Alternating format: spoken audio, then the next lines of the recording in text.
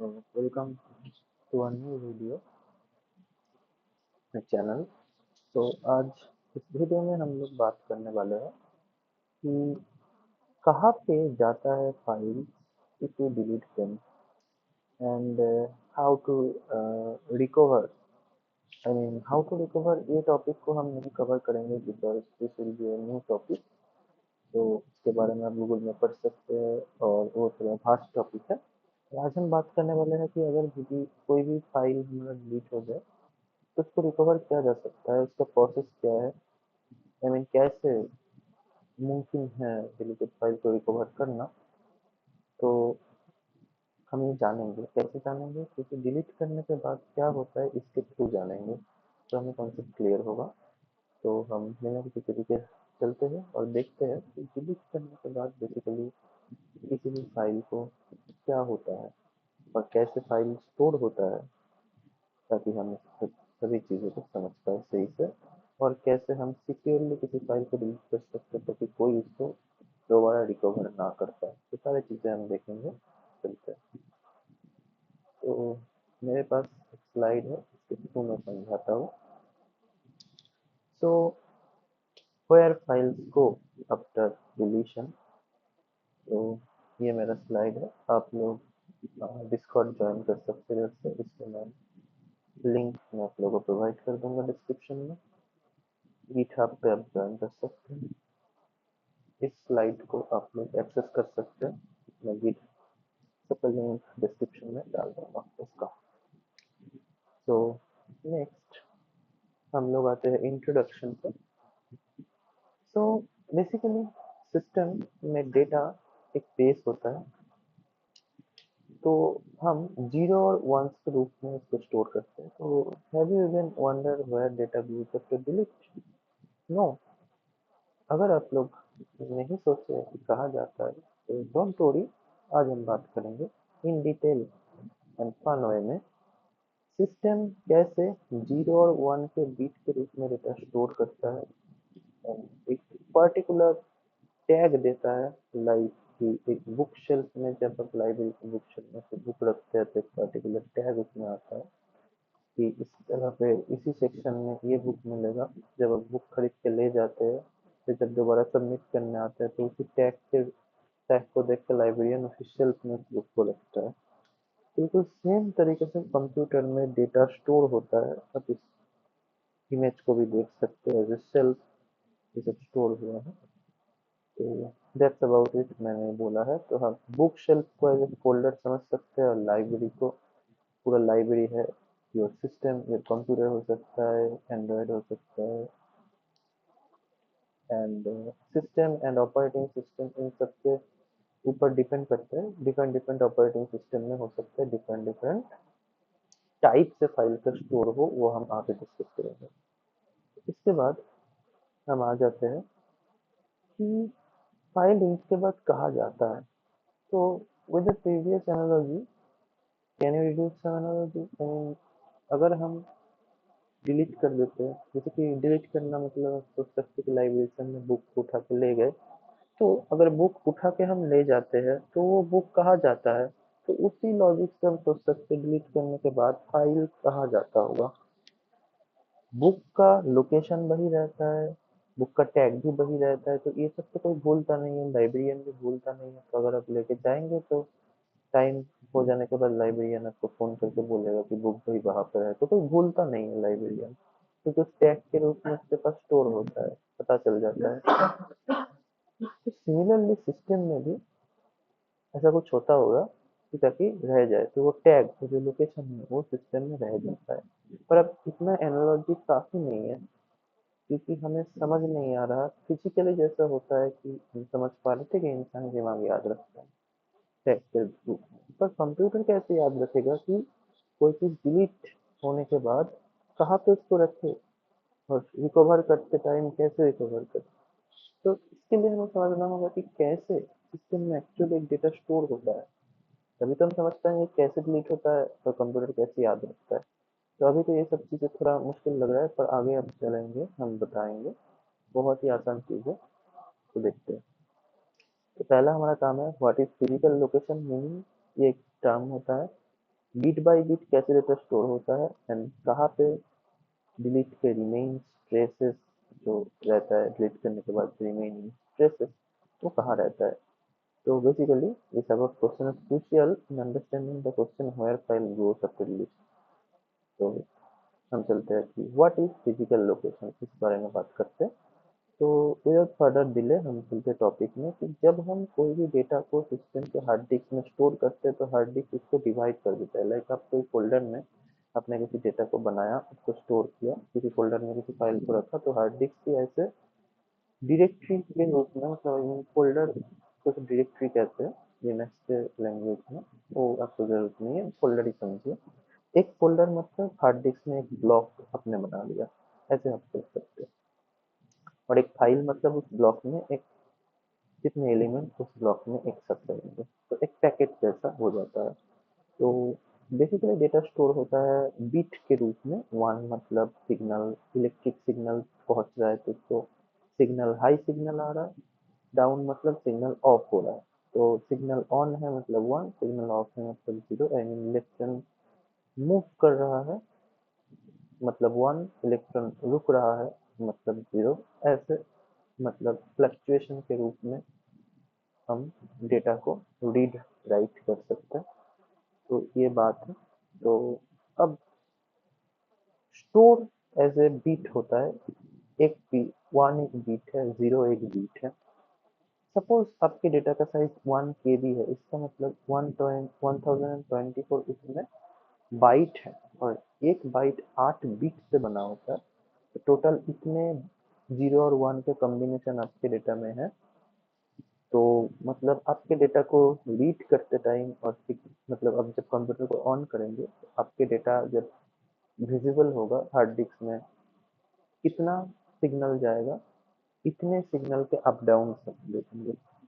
तो हो सकता है सिक्वेंशियली कुछ अप्स रहे फिर कुछ डाउन रहे, ऑल्टरनेटिव भी हो सकता है, पर इसमें फ्लक्चुएशन सिग्नल में आएगा। अगर इलेक्ट्रॉन पास करेगा तो ऐसे इलेक्ट्रॉन कहीं रुकेगा, कहीं फ्लो करेगा, अलग अलग अरेंजमेंट होगा। तो इसमें अरेंजमेंट हो सकता है। अरेंजमेंट दो ही हो सकते हैं, आइदर सिग्नल जाएगा या तो सिग्नल रुकेगा, मतलब इलेक्ट्रॉन फ्लो करेगा या तो इलेक्ट्रॉन स्टॉप होगा। इसी का कॉम्बिनेशन नहीं होता है, पर इसका अलग अलग रिप्रेजेंटेशन। कहीं पे हो सकता है स्टॉप, कहीं पे फ्लो, फिर थोड़ी देर फ्लो, फिर स्टॉप, फ्लो, स्टॉप, ऐसे अलग अलग combination according to the digit. जैसे कि 111 001 ऐसे कॉम्बिनेशन हो सकता है। तो ऐसे 1024 into 8 टाइप ऑफ कॉम्बिनेशन रहेगा। मतलब इतने प्लेसेस रहेंगे जीरो और वन को पुट करने के। तो आगे आप, मैं बुक रेफर कर दूंगा, वहां से आप और अच्छे से पढ़ सकते हैं कि एक्चुअल जीरो और एक्चुअल वन का क्या मीनिंग होता है, कैसे काम करते हैं। तो मैं एक आइडिया दिया आपको। आगे देखते हैं कि कैसे ट्रेसेस रह जाते हैं। तो ऐसे स्टोर तो होता है, आपको पता चला। तो नाउ क्या होता है कि जब हम डेटा को कम्प्लीटली डिलीट कर देते हैं तो हम इसको कहते हैं नलीफाई कर देते हैं, मतलब इलेक्ट्रॉन को कम्प्लीटली रोक देते हैं। तो जब हम डेटा को डिलीट कर देते हैं तो क्या होता है, इलेक्ट्रॉन तो बाहर स्टॉप हो जाता है। मतलब आपका डेटा कम्प्लीटली सारे इलेक्ट्रॉन स्टॉप हो गया, मतलब आप कह सकते हैं आपके सारे बिट्स जितने थे सारे जीरो जीरो जीरो जीरो हो गए। मतलब आपके कंप्यूटर में शायद था ऐसे, आपका डेटा ऐसे था 111100 फॉर एग्जाम्पल, तो वो बन जाएगा सारे जीरो, सारे वन जीरो हो जाएंगे और जो जीरो था तो जीरो हो ही जाएगा। ओके। तो इन दिस वे ये कंप्यूटर क्या करेगा आपका, फिर जब इलेक्ट्रॉन ही फ्लो नहीं करेगा, कोई फ्लक्चुएशन नहीं होगा, तो वो चीज़ आपको विजिबल नहीं होगा, वो एक इनएक्टिव जैसा हो जाएगा। पर इलेक्ट्रॉन तो वहां पर है। आई मीन अगर हम किसी तरह जो जो इलेक्ट्रॉन फ्लो कर रहा था उनको फिर से फ्लो करवा पाए तो फिर से डेटा विजिबल हो जाएगा, है ना। तो यही बात है, उसी कॉम्बिनेशन को गेट बैक करना है। तो इलेक्ट्रॉन तो वहां पर स्टक हो जाता है और उधर पर स्टोर हो जाता है। जैसे फॉर एग्जांपल ये फोल्डर है, फोल्डर वन, ये फोल्डर टू, इसमें फोल्डर वन में फाइल वन फाइल टू है, फोल्डर टू में फाइल थ्री फाइल फोर है। हो सकता है फाइल वन में इलेक्ट्रॉन स्टॉप हो गए तो वो फाइल विजिबल नहीं होगा, पर उस फाइल में जैसे कॉम्बिनेशन था, कुछ इलेक्ट्रॉन जाएंगे, मतलब पहले इलेक्ट्रॉन जाए मूव करेगा, हो सकता है वन, फिर हो सकता है इलेक्ट्रॉन स्टॉप हो जाए तो जीरो, फिर वन, फिर जीरो हो सकता है, फिर कुछ जीरो, फिर कुछ वन, ये सारे जीरो जीरो में कन्वर्ट हो जाएंगे। तो रिकवरी सॉफ्टवेयर क्या करता है कि उसको फिर से देखता है कि वो इलेक्ट्रॉन जो था, वो इलेक्ट्रॉन कैसे मूव कर रहे थे पहले। ठीक है, अभी तो जीरो जीरो होगा, स्टॉप हो गया है, पर पहले एग्जैक्टली जस्ट जीरो होने से पहले कैसा था।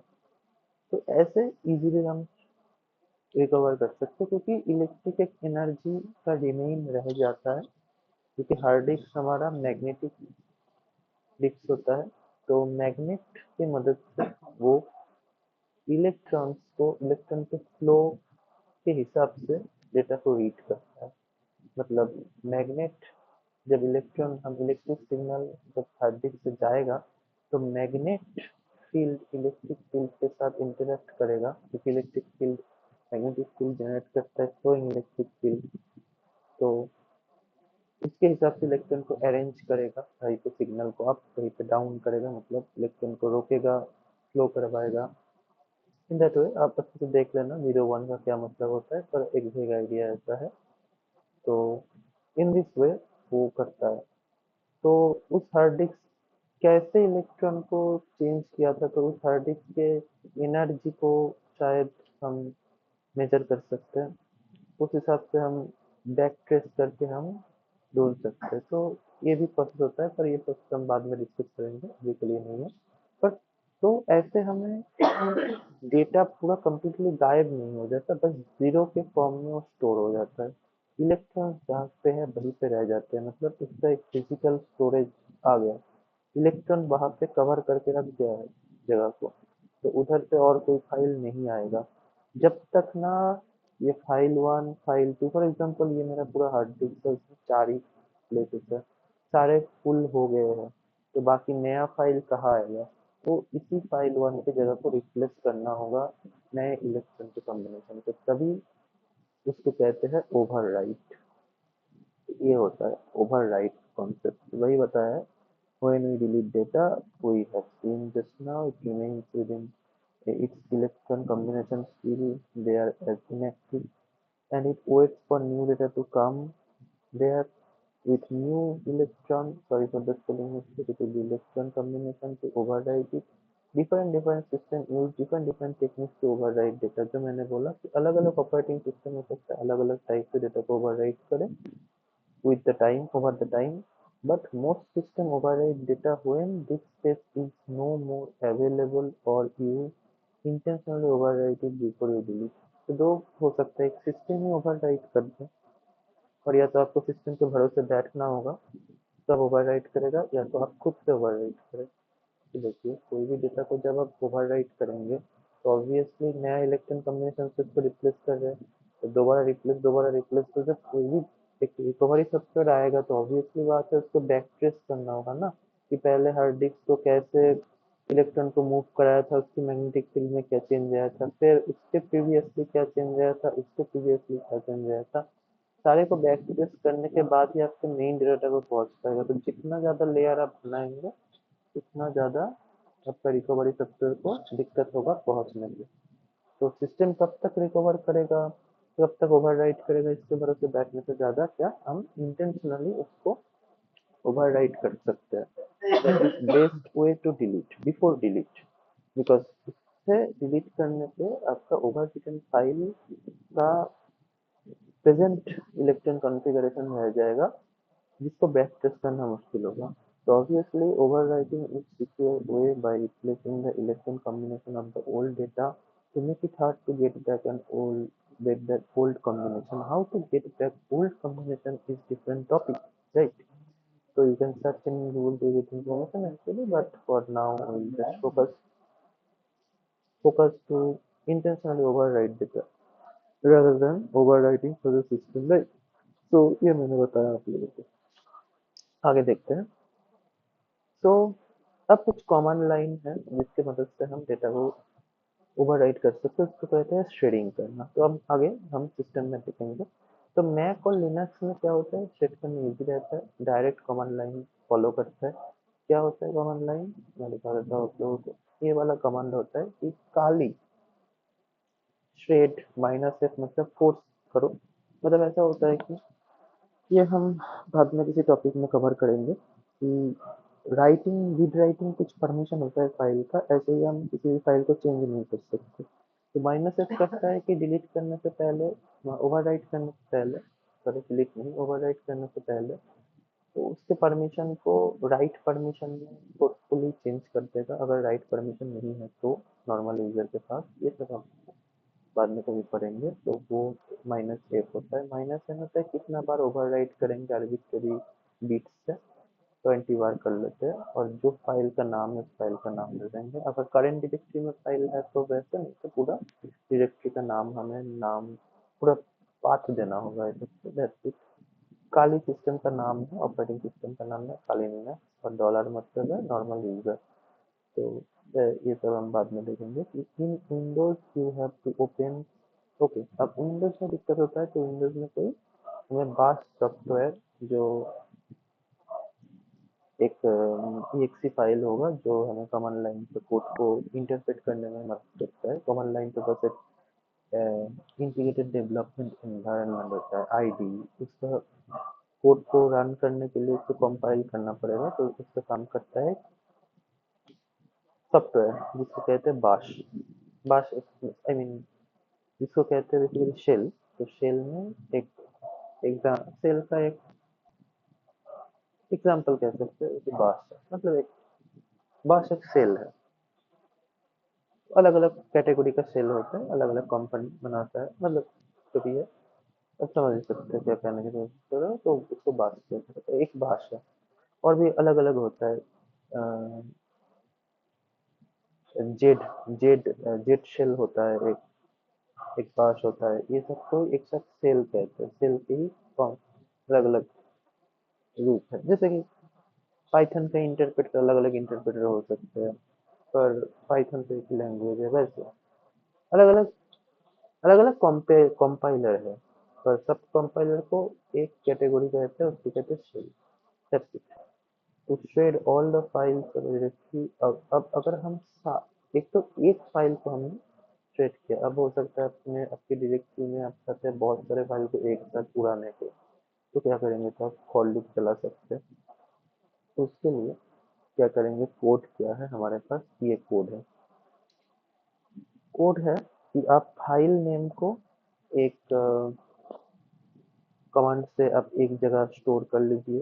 फिर डायरेक्टरी का नाम आप स्टोर कर लीजिए। ये सब आप थोड़ा देख लेना की कोडिंग में फिर क्या कैसे होता है। फिर हम फॉर लूप चलाएंगे, फॉर आई इन फाइल्स में, फिर हम डू करके ये कोड लाइन होता है फॉर लूप का। फिर सेट करेंगे हर एक को। ऐसे देखिए डायरेक्टरी का नाम मैंने डाल दिया, डन कर देंगे।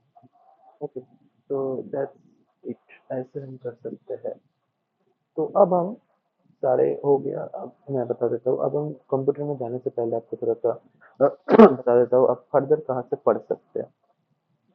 जैसे आपके पास ये एक लिंक है, मैं दे दिया हूँ, सोर्स कन्वर्सेशन विद कोपायलट। हम कोपायलट के जो आ, ये है उससे मैंने लिया हूँ। तो फ्री स्पेस मैनेजमेंट सॉफ्टवेयर, आप इस वाले दोनों लिंक से पढ़ सकते हैं। ओएस इसमें पढ़ सकते हैं। ये बहुत सारे मैंने डाल दिया, 4 मैंने रेफरेंस डाल दिया, बेसिकली 5 रेफरेंस डाल दिया है। तो इनको आप देख सकते हैं, तो आपका अंडरस्टैंडिंग क्लियर हो जाएगा। अब मैं आपको सिस्टम में लेके चलता हूँ। बेसिकली इसके लिंक मैं आप लोगों को डाल दूंगा। लिंक को कॉपी कर लेता हूँ, मैं इसको आप लोगों को डाल दूंगा। अब मैं आप लोगों को वर्चुअल बॉक्स में ले जाके आप लोगों को दिखाता हूँ कि व्हाट इज दैट। ओके, आप लोगों को मैं वर्चुअल बॉक्स में ले जाके दिखाता हूँ। थोड़ा सा मैं डिस्प्ले को सही कर लेता हूँ, छोटा हो जाता है। वर्चुअल बॉक्स बेसिकली लैग होता है थोड़ा सा।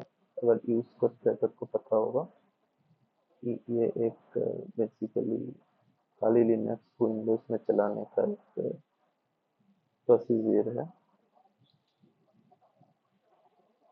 तो अब हम सिंपली कौन से डायरेक्टरी में है को दिखा देता हूँ। मेरे पास ऐसा एक डायरेक्टरी है ट्रेडिंग फाइल जिसके अंदर मेरा 3 फाइल्स है। ओके, तो आप लोगों को एक एक फाइल ओपन करके भी दिखा सकता हूँ मैं। बेसिकली मैं पी वाई फाइल को आपको ओपन करके मैं दिखाता हूँ। ऐसा कुछ लिखा हुआ है, अभी आप देख सकते हैं।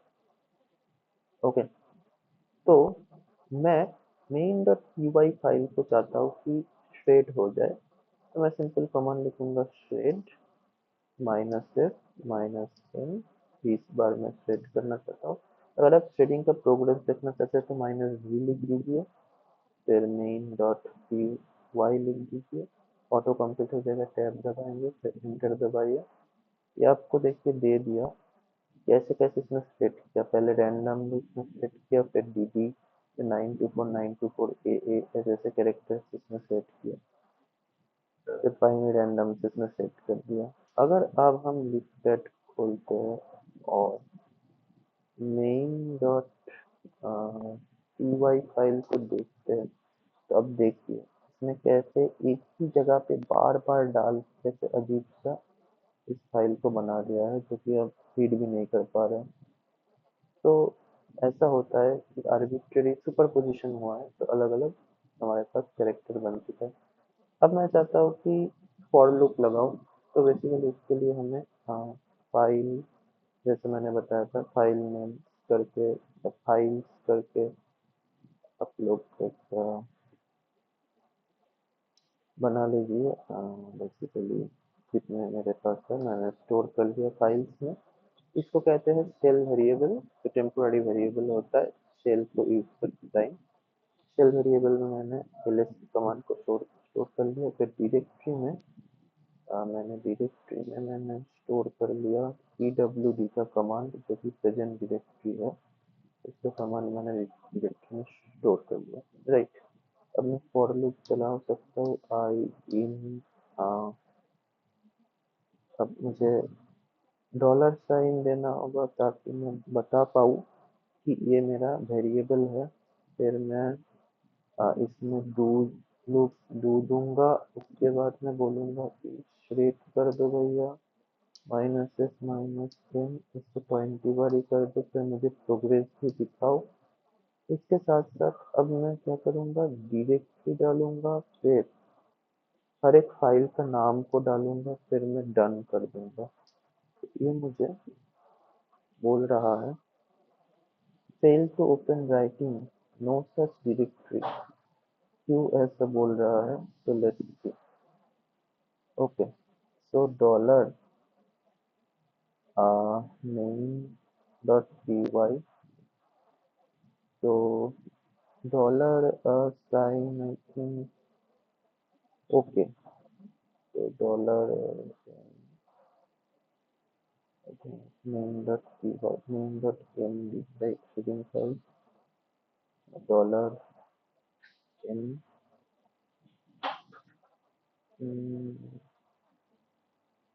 so I think maybe कुछ गड़बड़ हो, लेट्स सी। बिकॉज मैंने विंडोज में इसको ऐसे रन कराया था, तो हो सकता है इसमें हमें डायरेक्टली बेसिकली ना देना पड़े, ऐसा भी हो सकता है। ओके गाइस, तो मैं इधर पे सेट करूंगा -8 -10 21 टू सी प्रोग्रेस। फिर मैं बेसिकली डायरेक्टली मैं आई को दे देता हूँ और डन कर देता हूँ। एंड लेट्स सी कि fail to open writing file. I don't know, it should work, but in the $5 is coming. I don't know.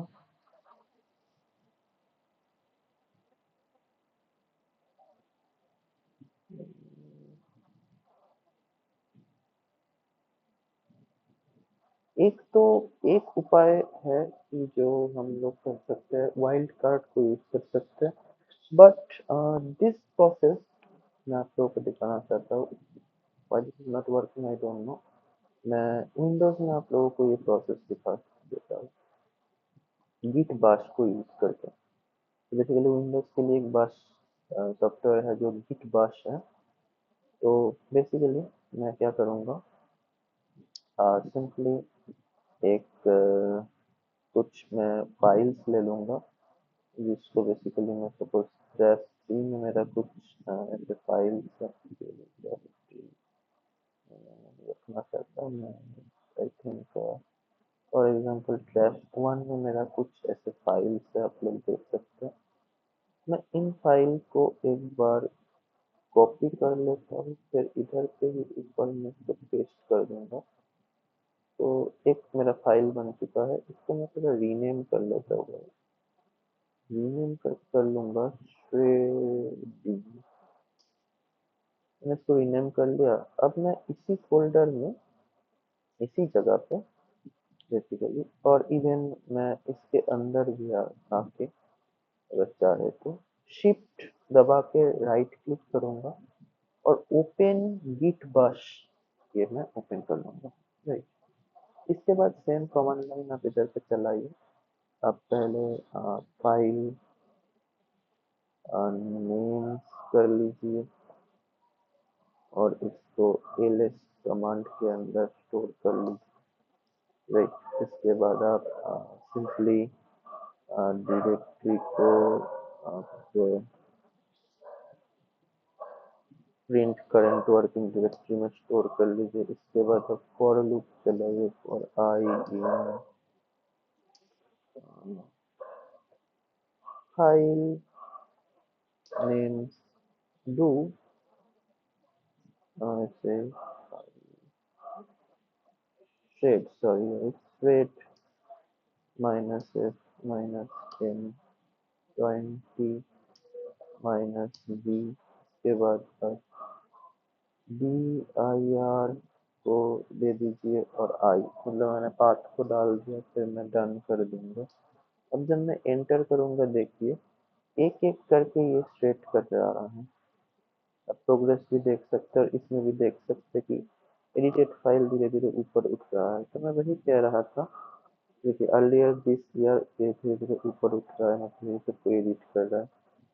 तो मैं वही कह रहा था कि बेसिकली ये विंडोज में ऐसे ये आराम से रन कर रहा है और सभी लोग ज़्यादा विंडोज ही यूज़ करते हैं।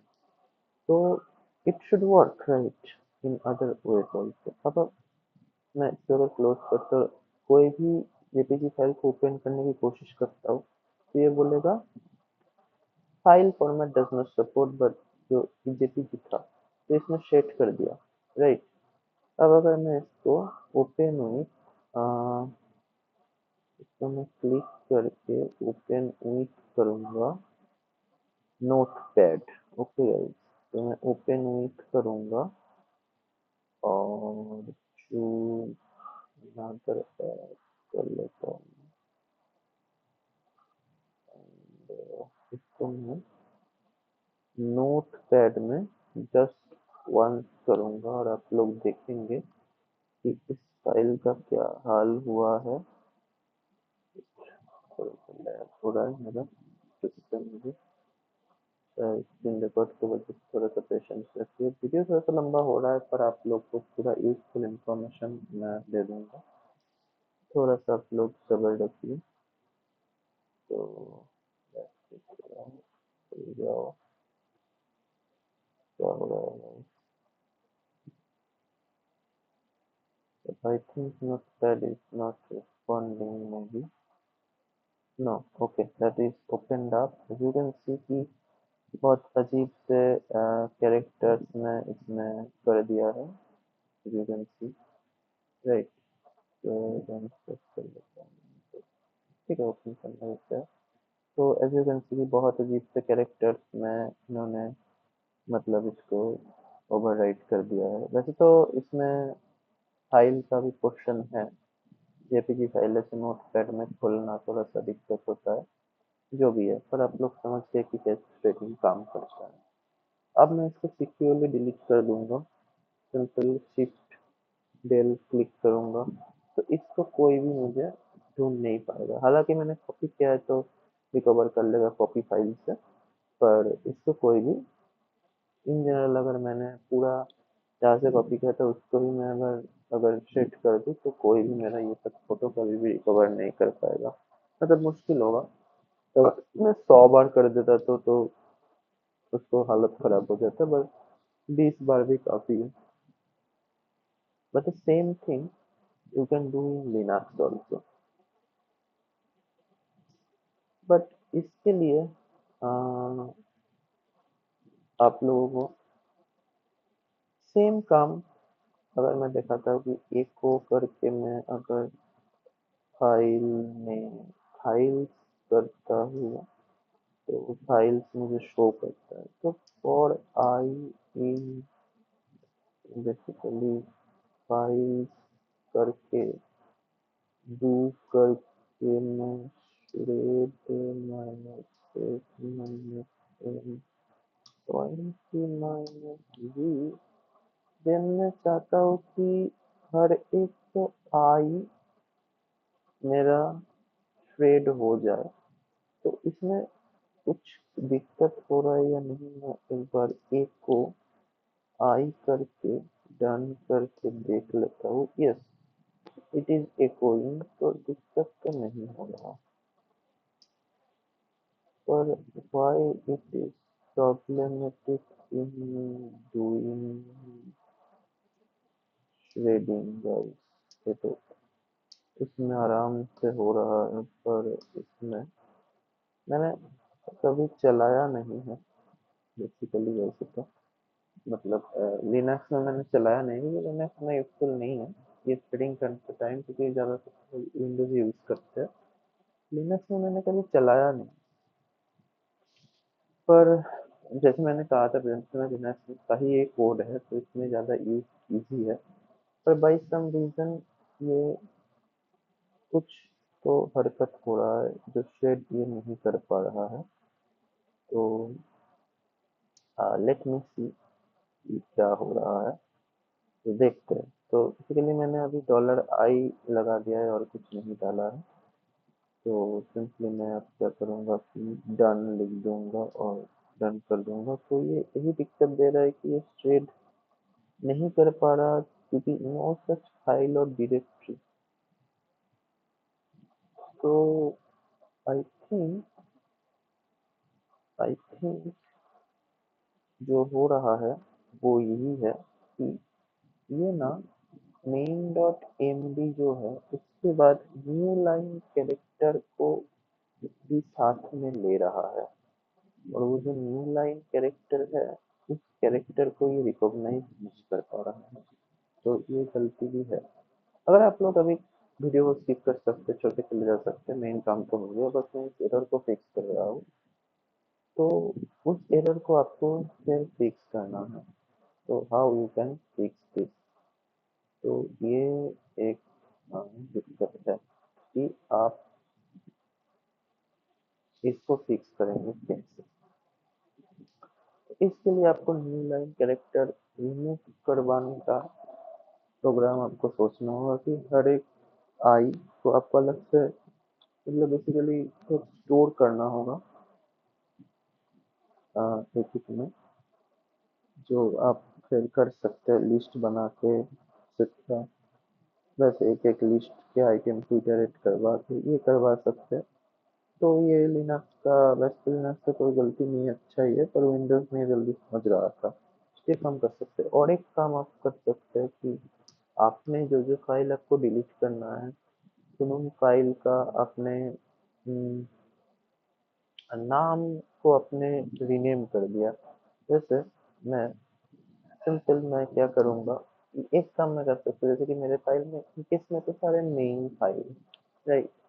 तो मैं चाहता हूँ कि अगर सपोज इन सब फाइल का नाम मेन फाइल नहीं होता तो क्या होता, है ना। तो इन सब फाइल का नाम सपोज कुछ अलग होता, अलग अलग नाम होते। तो मैं चाहता हूँ कि सारे फाइल का नाम कुछ ऐसे, कुछ सिक्वेंशियली कुछ नाम बन जाए, जैसे सारे फाइल का नाम मेन वन हो जाए। तो उसके लिए मैं आई इन फाइल्स करके मैं डू कर दूंगा। फिर मैं रीनेम तो नहीं, पर मैं एम भी कर सकता हूँ। एम भी क्या करेगा, सारे फाइल को मूव करके नया लोकेशन में डाल देगा, पर मैं चाहता हूँ इधर के फाइल इधर ही गए, तो मैं चाहता हूँ एम भी आई, जो कि फाइल का नाम है, हर एक फाइल एक लेगा और उस फाइल को इसमें चेंज करेगा।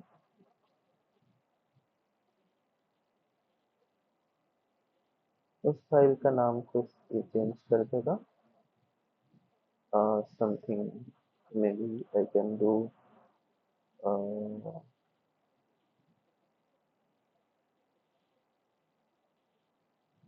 ये बेसिकली हम पाइथन में कोड को लिखे तो आई थिंक ज़्यादा इजी रहेगा, राइट। तो हम इस कोड को सिंपल पाइथन स्क्रिप्ट में लिख सकते हैं। तो ये मैं अभी के लिए इसको कंट्रोल सी से क्लोज कर देता हूँ। आप लोग वीडियो को छोड़ के जा सकते हैं, पर बेसिकली मैं दिखा रहा हूँ। तो मैं इस कोड को मैं एक भीम एडिटर में अपना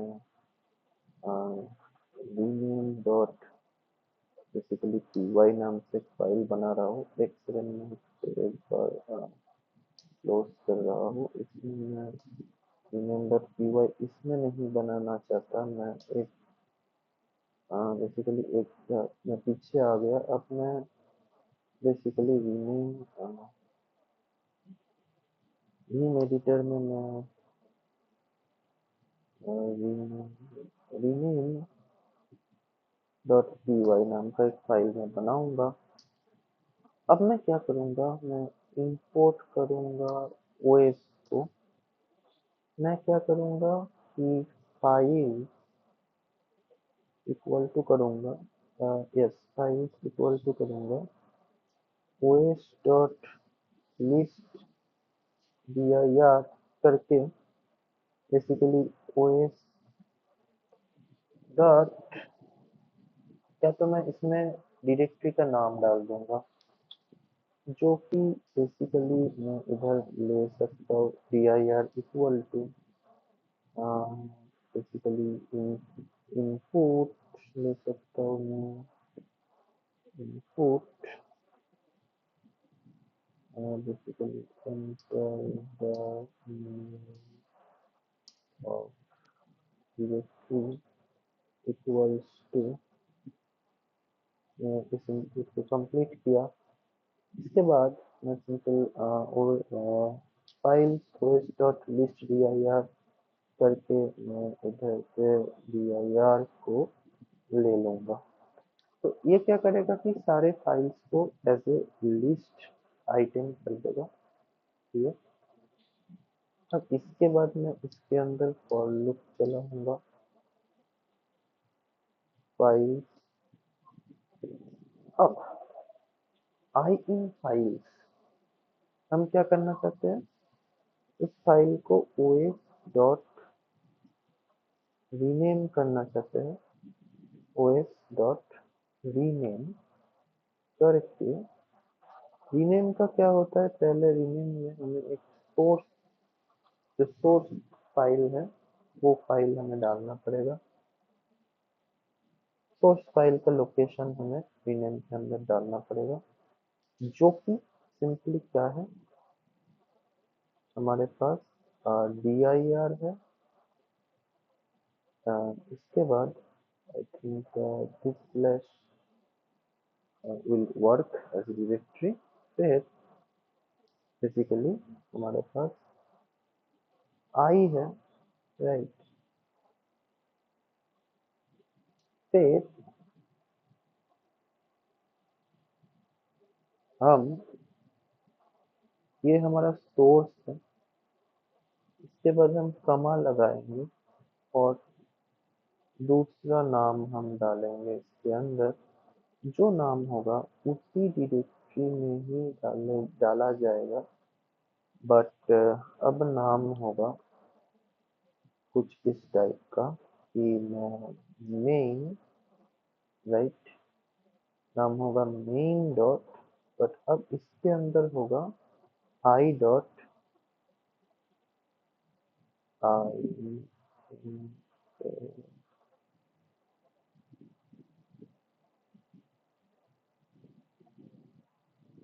आई मीन उसका जो एक्सटेंशन है, राइट, वो वाला मैं एक्सटेंशन डालना चाहता हूँ, जो कि बेसिकली इस फाइल का एक्सटेंशन है। तो how I got the extension of the file, तो ऐसे कुछ कोड आप अगर भूल जाए तो नेट पे सर्च कर लीजिए कि how to get the extension of file in Python.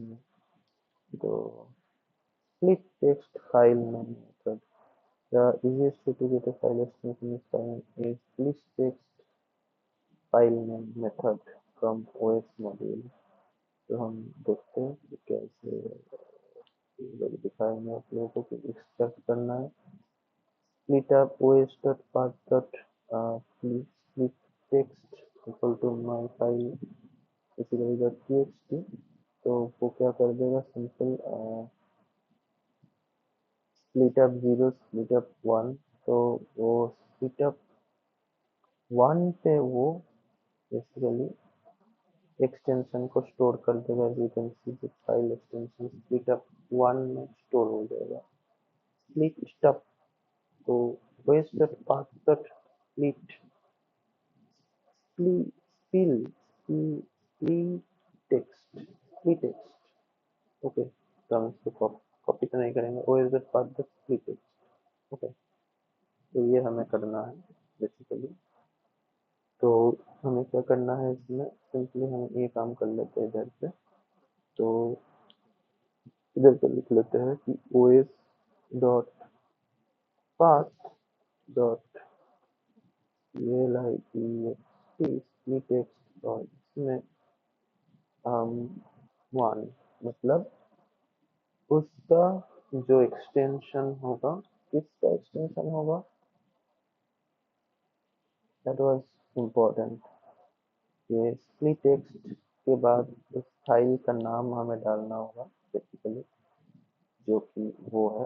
तो हम स्प्लिट टेक्स्ट के बाद ऐसे नहीं लेंगे, ये गलत है। स्प्लिट टेक्स्ट करके हम इसमें हमें आई डालना है, जो कि फाइल का बेसिकली नाम है। उसके बाद हमें उसमें डालना है वन, राइट, जो कि बेसिकली हमें स्प्लिट टेक्स्ट कर देगा उसके एक्सटेंशन को और सबको उसके बेसिक एक्सटेंशन के रूप में हमें रीनेम करवा देगा। And that's about it. तो हम ऐसे करके हमें सारे फाइल रीनेम हो जाएंगे और सेम डायरेक्टरी में स्टोर भी हो जाएंगे। तो यही था हमारा पाइथन का कोडिंग। फिर हम इसको सिंपली डब्ल्यू की से सेव कर लेंगे और अब इस पाइथन कोड को चला के देखेंगे। तो बेसिकली चलाने के लिए हमको क्या करना पड़ेगा, बेसिकली हम चलाने के लिए सिंपल पाइथन 3 लिख के py करेंगे तो ये चल जाएगा। हमें डायरेक्टरी डालना है। डायरेक्टरी को हम कैसे डालेंगे, डायरेक्टरी हमारा सिंपल क्या है, हमें पूरा डायरेक्टरी लिखना है जो कि है ये वाला डायरेक्टरी। तो हम डालेंगे सिंपल दिस, देन देख देख के डाल देते हैं bash, sorry bash strl the script slash reading files। हम रन करते हैं तो ये कह रहा है कि file not found. Okay, I am sorry, because इस प्रोसेस को इसको समझ में नहीं आएगा। बेसिकली हम एक बार इसमें pwd करके इस पूरे चीज को कॉपी कर लेते हैं। ओके, कॉपी हम इसको समझ नहीं आएगा क्योंकि ये तो पाइथन है, कमांड लाइन नहीं है ना। तो कॉपी सेक्शन कर लेंगे हम, फिर हम पाइथन py करके हम इसमें पेस्ट क्लिपबोर्ड कर लेंगे। इसके बाद हम बास्केट के अंदर जाके हम अब shading files डालेंगे तो it says text police process has no activity means oh shit मैंने गलत लिखा है SPLIT मैंने SPLIT में गलत लिख दिया है गाइस SPLIT इधर एक L होगा क्या है ये ओ सॉरी मुझे इंसर्ट मोड में जाना है और SPLIT करना है स्पिल टेक्स्ट ओके तो मुझे एग्जिट करना है WQ एंड दैट्स इट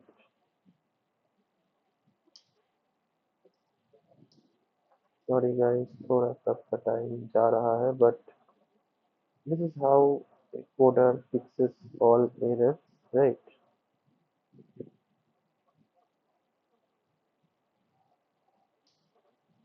तो दैट्स अबाउट इट इसने कोई एरर नहीं थ्रो किया और जितने फाइल थे उसको उसने रीनेम कर दिया अब कैसे पता चलेगा कैसे रीनेम किया तो हम सिंपल cd करके थ्रेडिंग में चलेंगे और ls करेंगे तो एज यू कैन सी इसने ऐसे डबल डॉट कर दिया तो मतलब काम किया पर ये दिक्कत हो गया तो हम अब क्या करेंगे दिक्कत होने का बात है क्योंकि इसने गड़बड़ कर दिया है तो क्योंकि इसने गड़बड़ इसीलिए किया क्योंकि इसने मेन के बाद इसके बाद मैंने डॉट लगाया है जो कि मुझे नहीं देना है अब मैं एग्जिट कर दूंगा इसको ठीक है अब मैं रन कराऊंगा तो इसको इसमें ठीक कर देगा ठीक है तो अब मैं फिर से टेस्ट करूंगा इसके बाद शेडिंग फाइल्स को रन करवाऊंगा एंड अब मैं सीडी शेडिंग फाइल्स के अंदर जाके एलएस करूंगा सब देख के कर दिया है अब ये तो पहले से ऐसा ही था अब मैं इसको मेन वन भी कर सकता था अब ये करने का फायदा क्या हुआ जितना फाइल हुआ उसके अकॉर्डिंग एक्सटेंशन के साथ ये नेम शुरू का सब नेम हो गया या फिर आप खुद के नाम हो गया जो भी है जैसे फॉर एग्जांपल मैं अगर नेम में जाके रीनेम कर लेता थोड़ा सा टाइम लगा रीनेम और सॉरी पहले मुझे डायरेक्टरी से बाहर आना होगा फिर फाइल करके रीनेम py चला के ओह शिट सॉरी गाइस एक सेकंड मुझे बीन चला के रीनेम से देखना है और मैं इसके नाम को नेम के जगह मैं मेरा नाम कर देता हूँ बेसिकली जीत फॉर एग्जाम्पल कर देता हूँ सो दैट यू अंडरस्टैंड ये काम कर रहा है ठीक है तो मैं अब पाइथन की देख के रीनेम करता हूँ और जो डायरेक्टरी का है वो डाल के trading files and sorry what happened I think yes sorry file three create the directory name and finally shading FILDS and now if you go to cd shading files elements as you can see सारे को इसने ये कर दिया अब आपके पास दिक्कत हो रहा है आप स्ट्रेट कर लीजिए -f-10 20 -v अब आप क्या करेंगे सत्याजित कर लीजिए डॉट करके ये वाइल्ड कार्ड लगा लीजिए अब ये सारे को तुरंत कर देगा तो ये वाइल्ड कार्ड लगाने के लिए मैंने ऐसा किया अब आप कोई भी फाइल को लिखपैड या भीम में ही खोल लीजिए फॉर एग्जाम्पल मैं भीम में ही खोल लेता हूँ main basically to go yes I have to go in dot for example txt, तो देखिए कितना अर्बिट्ररी अजीबो कैरेक्टर से इसने रिप्लेस कर दिया। तो यही होता है बेसिकली। मैं स्विच कर लूँगा इसको और मैं विंग करके मैं py में जा सकता हूँ। सिमिलर अजीब अजीब कैरेक्टर्स से इसने इसको भी ओवरराइट कर दिया। तो यही है स्ट्रेडिंग का। अगर अब आराम से इस फोल्डर से बाहर आ जाइए और इस फोल्डर को rm-r करके शेडिंग को रिमूव कर लीजिए। एलएस कीजिए, वो रिमूव हो जाएगा और आपके बंदे आपका वो फाइल कहीं भी आराम से ढूंढ नहीं पाएंगे। तो यही है, एक रीनेम py आप बना लीजिए इस मुसीबत से हल पाने के लिए। सारे डायरेक्टरी के सारे फाइल को एक नाम से रीनेम कर लीजिए, फिर उसके ऊपर वाइल्ड कार्ड चला दीजिए। तो यही बस आपको चेंज करना था। तो बहुत बड़ा वीडियो था, तो थैंक्स फॉर वॉचिंग गाइस। फिर मिलेंगे किसी दूसरे वीडियो के साथ। तब तक के लिए कीप लर्निंग, कीप वॉचिंग।